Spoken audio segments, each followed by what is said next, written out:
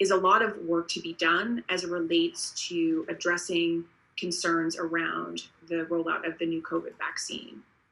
Vaccine hesitancy feelings are high, especially amongst communities of color.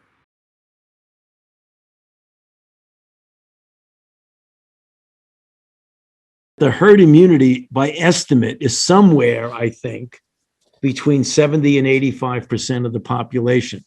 I don't know that as a fact, because the only way you'll know it is that when you get a certain proportion of the population vaccinated, and then it gets below a certain level, you start getting breakthroughs, and you say, oops, that was the critical level.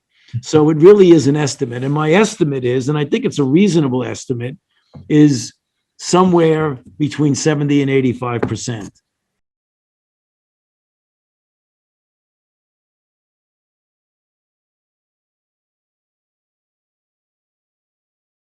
Suppose we don't reach the 70 to 85%.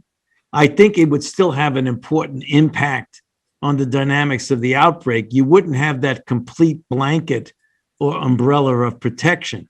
So even if you don't get to what would be the critical level, you'll still have some infections in the community, but it will be far less than if you didn't have anybody vaccinated.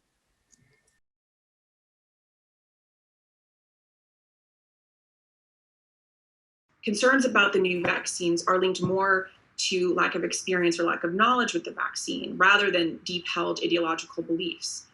And what that means is that that people can be persuaded. However, we also know that stories of personal experiences are needed, and that oftentimes people will wait to hear about what other people have gone through when they've gotten the new vaccine in order to make their final decision.